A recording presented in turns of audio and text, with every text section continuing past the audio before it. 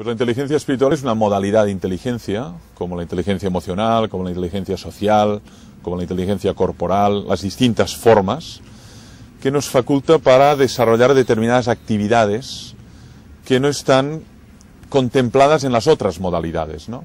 Capacidad de preguntarse por el sentido de la existencia, la capacidad de maravillarse delante de la realidad, la capacidad de valorar los propios actos, la capacidad de darse gratuitamente, sobre todo la capacidad de preguntarse por las últimas preguntas, ¿no? ¿Dónde voy? ¿Hacia dónde vengo? ¿Cuál es el sentido de la existencia? Convertir la vida en un proyecto personal.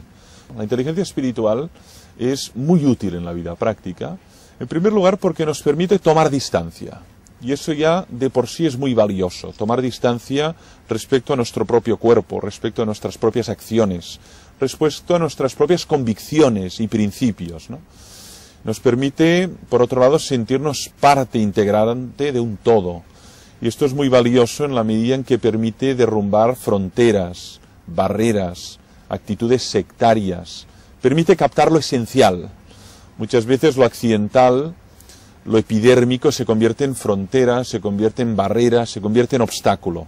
Una persona que ha desarrollado la inteligencia espiritual es capaz de relativizar muchas cosas, de ver aquello que realmente cuenta, de no estar tan pendiente de lo que dirá la gente, el reconocimiento social, político.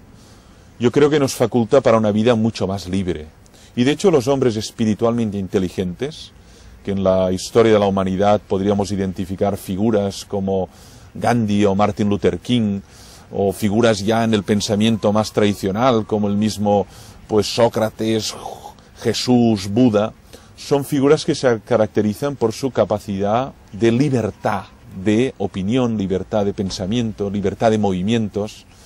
Lo que pasa es que la inteligencia espiritual se puede cultivar de muchas distintas formas, permite cultivos múltiples, ¿no? Naturalmente se puede cultivar dentro de los marcos religiosos, institucionales, a través de prácticas como la oración, el ritual, el símbolo, el silencio, las prácticas litúrgicas. Son ámbitos donde la inteligencia espiritual se desarrolla y crece.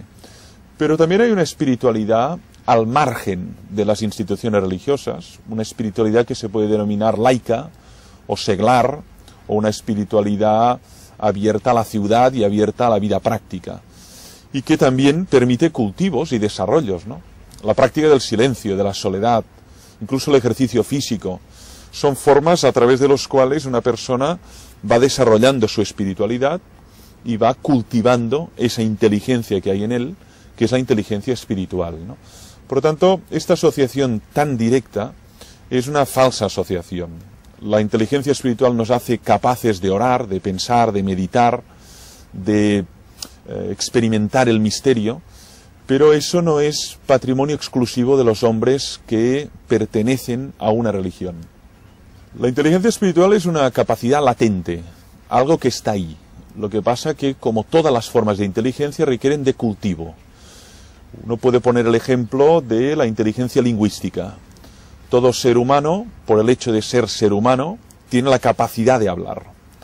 Lo que pasa es que solo empieza a hablar cuando entra en interacción con otro ser humano y por imitación va aprendiendo una serie de fonemas, una serie de signos y va repitiendo.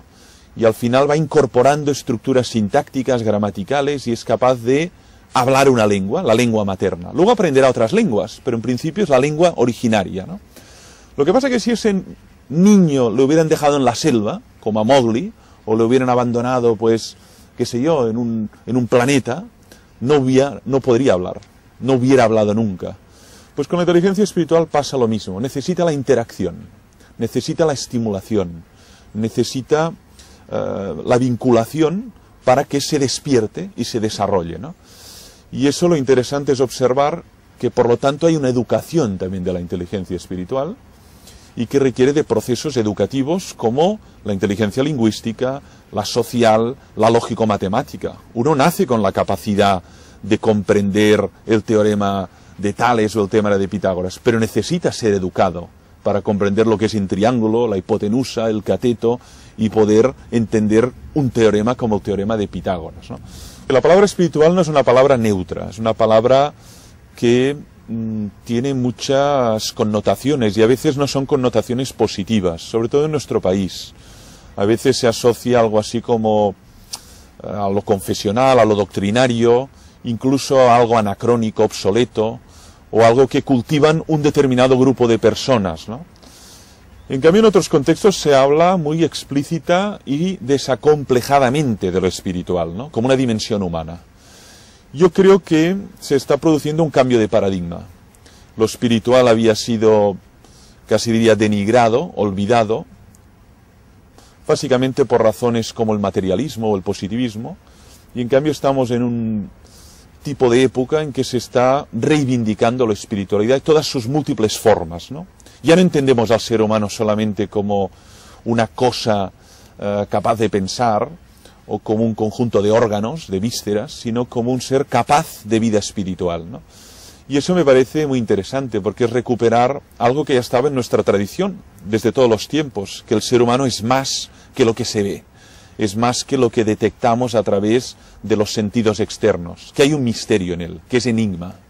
Pues va a encontrar una exposición lo más clara, lo más pedagógica de lo que es la inteligencia espiritual, de qué juego o qué papel desarrolla en el conjunto de las otras inteligencias, para qué nos habilita, para qué nos capacita esta inteligencia, cómo cultivarla, de qué modo podemos cultivarla, fortalecerla, desarrollarla a lo largo de nuestra vida, los beneficios de esa inteligencia, qué sacamos de eso, para qué debería interesarme cultivar la inteligencia espiritual, y finalmente la atrofia, qué ocurre, qué nos perdemos o qué tipo de males del alma, ¿no?, de debilidades se producen cuando una persona no ha cultivado su inteligencia espiritual.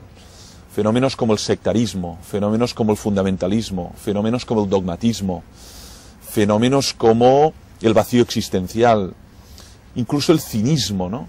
Son actitudes que observamos en nuestra sociedad y que desde mi punto de vista son expresión de anemia o indigencia espiritual.